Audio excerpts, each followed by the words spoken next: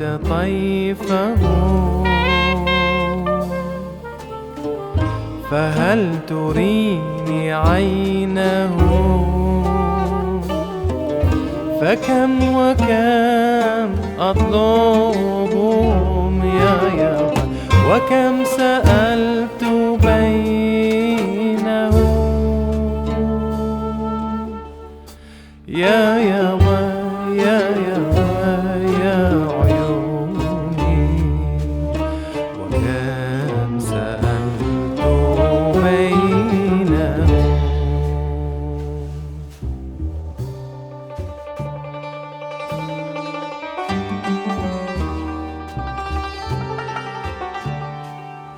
You're listening to Amir El Saffar playing trumpet, singing, and playing santur from a composition of his called Love Poem. It's on his new record on Pi Recordings. The record's called Crisis. Amir came by and joined me for the podcast. He has a CD release concert on September 17th in New York at Symphony Space, followed by on September 19th at Constellation in Chicago, another concert, and many other dates that you can find on his website. It's amirelsaffar.com, AmirelSaffar. He, I should also mention, was commissioned almost 10 years ago by the Festival of New Trumpet Music to create this group that's called Two Rivers. That's also represented on this new recording. The Festival of New Trumpet Music is coming around again September 24th through the 29th in New York at various venues.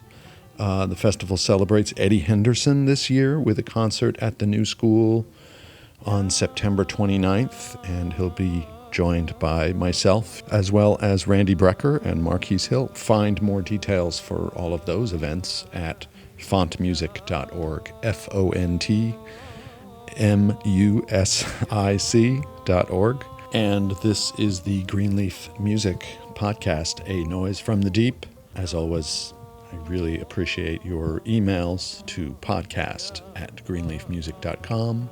Thank you so much. Hope you enjoy the show with Amir El Saffar.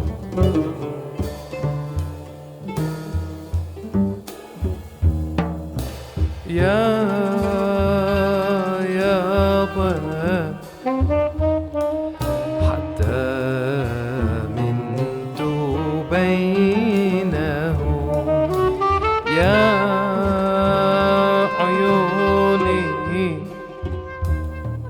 Amir, thanks for coming for the podcast. Thanks for having me. My pleasure. I really enjoyed hearing this music. We were just listening to Love Poem. Mm-hmm. And it's a gorgeous piece. Long form composition? Sort of, yeah. It's kind of ended up being like two verses. I guess it's sort of a verse, and then there's some kind of refrain, and then a little tag at the end. A lot of times when I write, the forms kind of make themselves. As you know, the melody starts, and then it kind of, the form builds itself around the melody.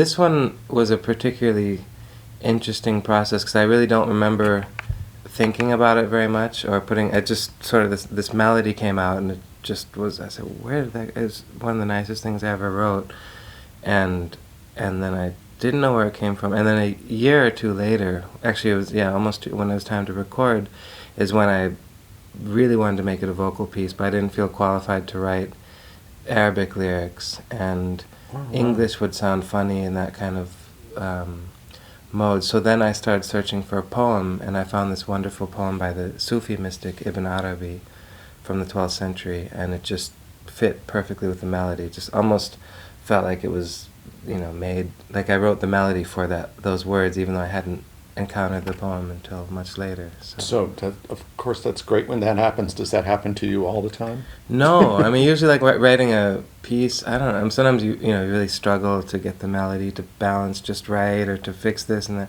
and there's usually more thought that goes into it, and then the result is a little bit, it can be great, it can be a lot of things, but it's not quite as I don't know. There was something about the melody once it came out that it intrigued me, and I wanted to dig in more to it. So. Wow. Okay, so I want to back up just a little Yeah. bit. So you're originally from Chicago. Yes. And a life-changing event, I think, for you was 2002 when you went to Iraq to study from some masters there. Yeah. But before that, you were playing jazz?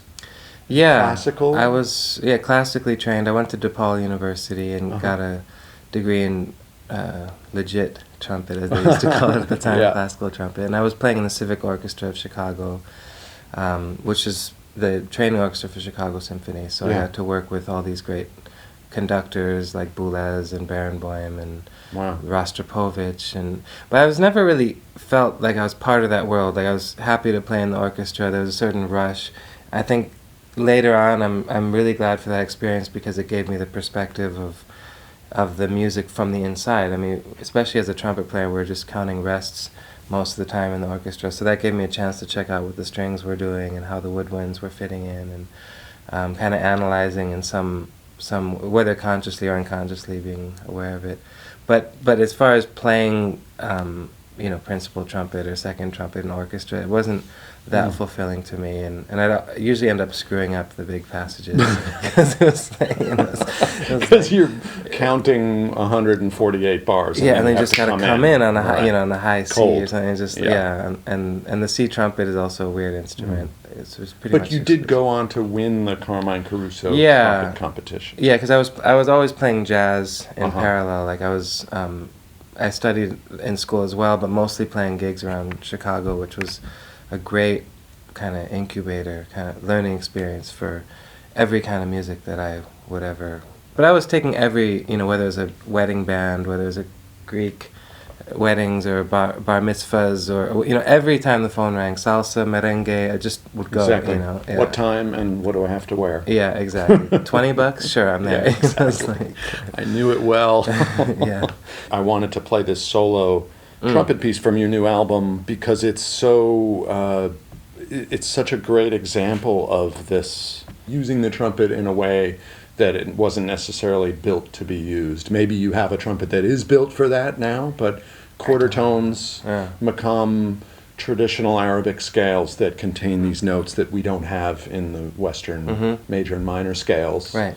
And you're using it really effectively, and you sing also. And I know that to learn that system of music had so much to do with actually training the ear and learning to sing. Yes, absolutely. So what can you talk about that? There's not necessarily, in this form, there's not necessarily one set way to do it, but there's a tradition and there's a lineage and there's a history, and there's something about the acoustics too, about the way a mode, you have certain notes in a mode, and they're all related to each other according to kind of there's specific intervals that probably relate to the just intonation system in some way or another, kind of stretching in different directions.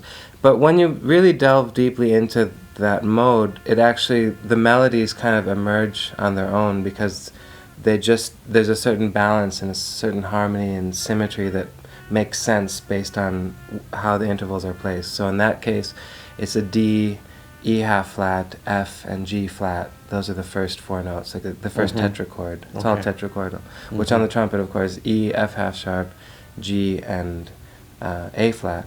And the F half sharp is a very difficult note to play because I don't use an altered trumpet. I use a normal Bach standard. 3 valves. Yeah, 3 valves. B flat trumpet. But I use the slides, and I'm very interested in these slides because it sort of makes sense. You correct your D and your C sharp with the slide, but in fact, they give you the possibility of playing every quarter tone, just through alternate fingerings and using these first and third valve slides. Right. So, like the first and third valve slides normally are used to bring certain notes into proper the intonation that we know. Right. So now you're repurposing them to use alternate fingerings and these valve slides to bring the quarter tones into focus. Yeah. So, but you're still using your ear to some extent because a slide is inexact. It's not like a valve. Correct. Yeah. And so in the very beginning, I actually had a trumpet. It was called a Puji, invented by someone named Bob De Nicola, and it had a slide, sort of where the first valve slide would be, but it changed the whole instrument, and that was a good sort of starting. But I didn't know exactly what to do with it because I mean, how far do you pull out? Where's the note? Right.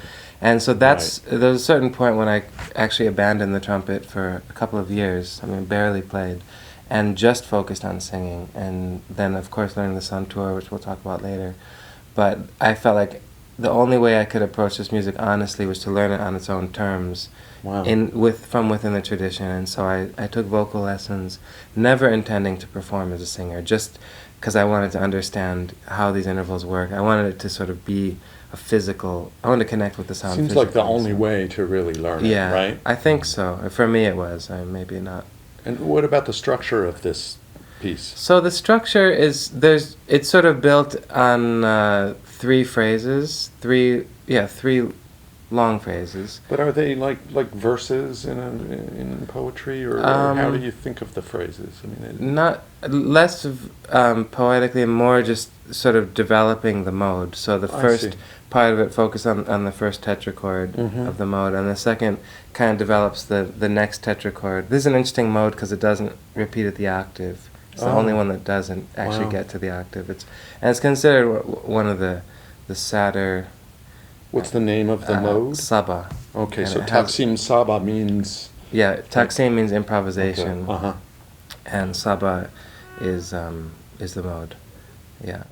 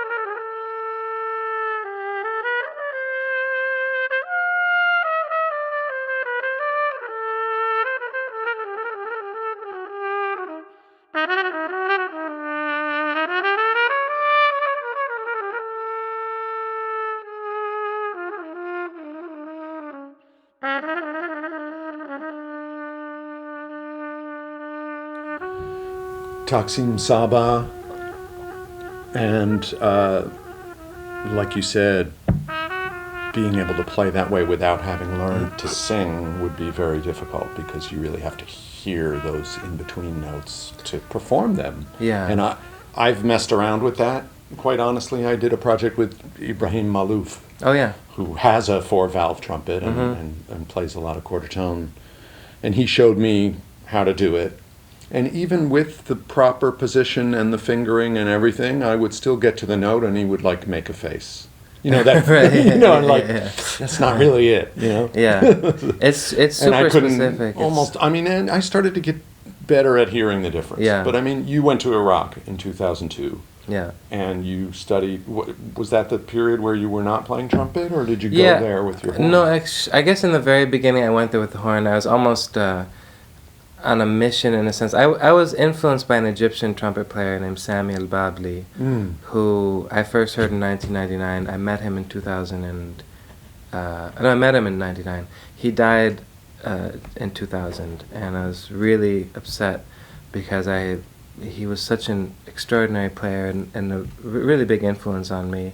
And at the time when I met him, I didn't know enough to start studying, but I just we hung out. He went to his house for dinner. Mhm. I saw him rehearse. We spent sort of an evening together, and I really had a great connection with him. And I said, okay, I'm definitely coming back to Egypt. I'm going to study with this guy. And then, like, he died, in a car accident. It was very, very upsetting. And but I was, when I got to Iraq, I was thinking, well, if you can do this in Egyptian music, well, I'm going to do the same with Iraqi music. I got to Iraq in 2002 and sort of planning to bring the trumpet into Iraqi music the same way that Sami al-Babli had done in Egyptian music. But it quickly became apparent to me that I needed to understand the tradition better, especially coming from it sort of as an outsider, or maybe an insider from the outside. I don't know what exactly I was. I'm half Iraqi, but not having grown up in Iraq and not having grown up with the music so much. So that was when I really decided I need to start singing and learn a traditional Who did you instrument. study with there? Remember you told me once, I can't remember the name, but there was I had a few different teachers there, but my main teacher actually was someone I met when I left Iraq. He was living in London at the time, named Hamid Al-Saadi. Hamid Al-Saadi. And he was basically, he still is, I mean, he's the only person alive now who knows the entire maqam tradition. And he's not that old, he's in his 50s.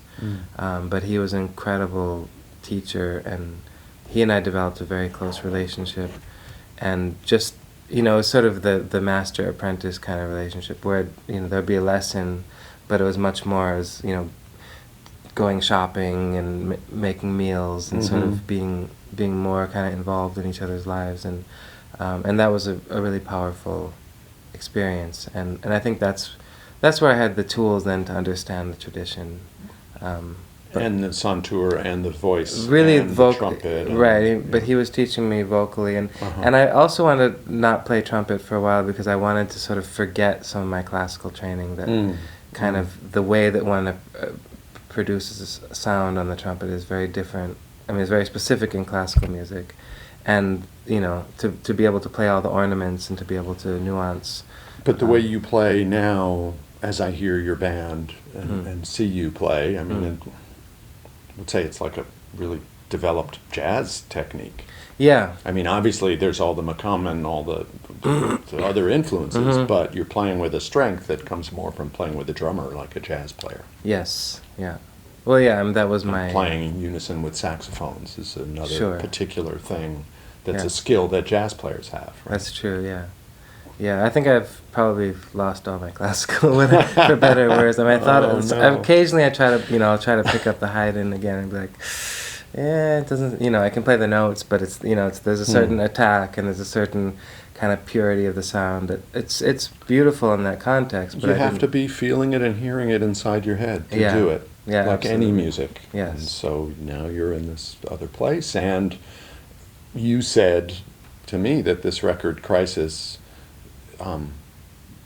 comes from a lot of thought that you've been doing about travels in Egypt and Lebanon and what's going on there, but also the culture and the music, right? Yeah. Yeah, I mean, I wrote it in 2013. It was the Newport Jazz Festival commission.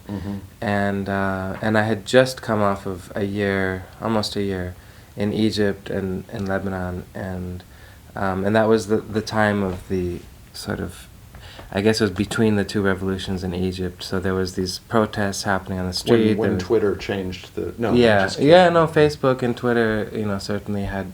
at least it was it's a huge consciousness shift in the area. And gave people a way of mobilizing and communicating. But of course it also made it very easy for government to spy and to shut things down too.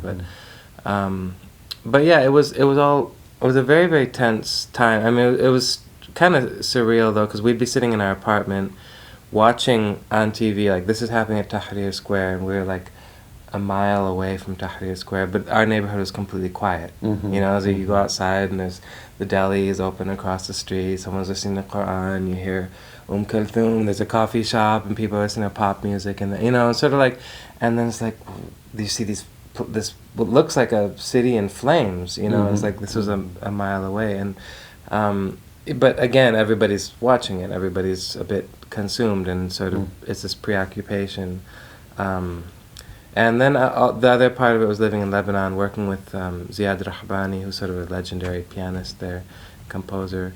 And he and the musicians working with him were mostly coming from Syria.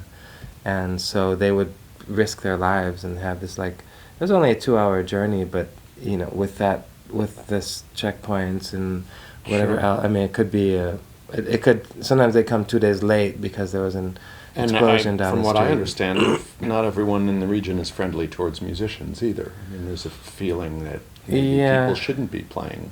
We didn't. You didn't encounter any of that? No, I think in I'm happy to hear in that. the cities it's less the case. Maybe Mhm. if you know, in the countryside. But yeah, that's a very new kind of religious fanaticism that's developed, and people might feel that way, but they wouldn't say it, or they wouldn't get in your way, or give you any trouble for it. So you wrote this piece, "The Great Dictator." Is that a fond dedication to anyone in particular? It could be so many, you know. I mean, it really there's enough in our era and previous eras that. But the idea of the piece was to kind of have this theme that it's almost incessantly repeating. You know, like there's these internal repeats, like one melody gets played 4 times, and the next melody 4 times, and the next, and then the whole form gets repeated again with all the repeats. You know, sort of, it's kind of the parroting of propaganda, or the repetition of a certain theme, and then the whole theme gets played a 3rd time, and then on the 3rd time is when there's a sort of breakthrough, and the saxophone takes over and kind of shatters everything with his solo.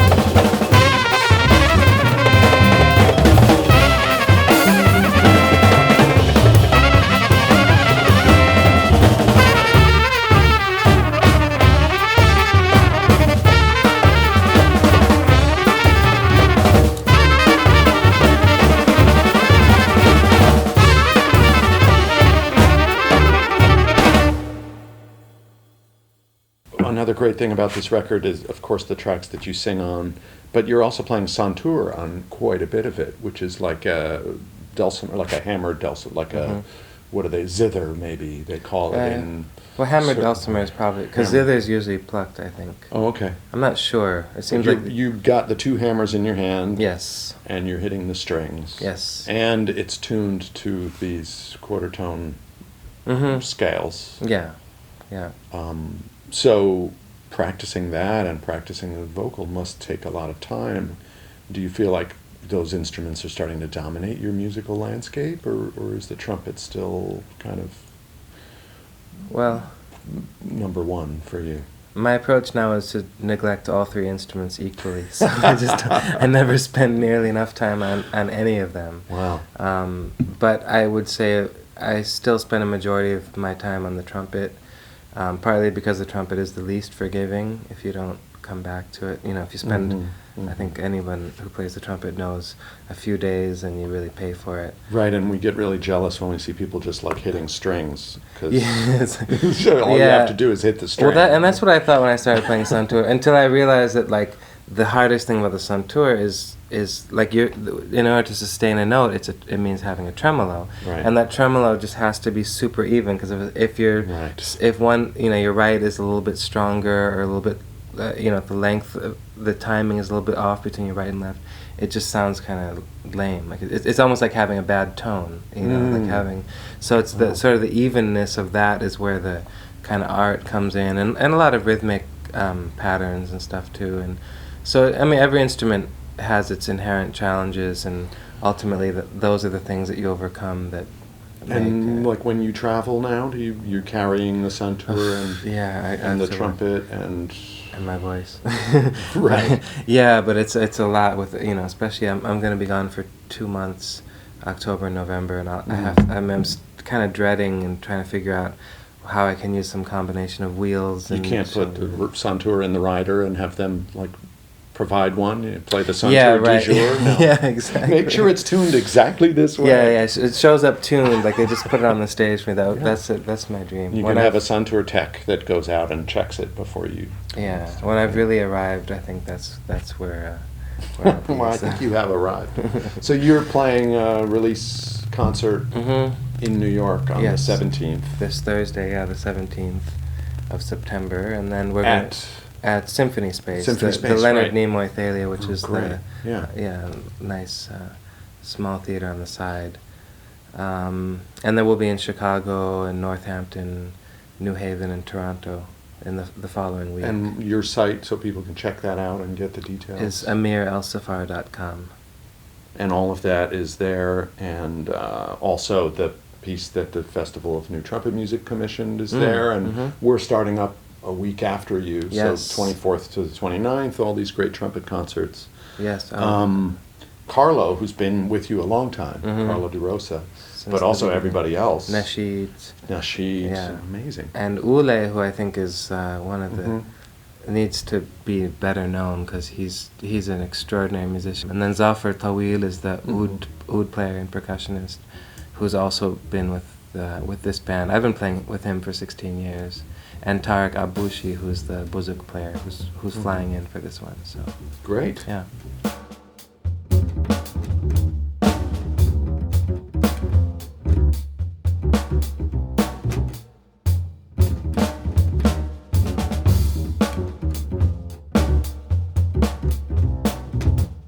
El Shab, the people. So we're going to go out with that piece, and thanks for joining me and talking about the music. Thank you. It's always great hearing you. It's been an inspiration for a long time, but this new record is particularly powerful. Thanks, man. Well, the inspiration goes both ways. So yeah. Well, shucks. All right. Thanks.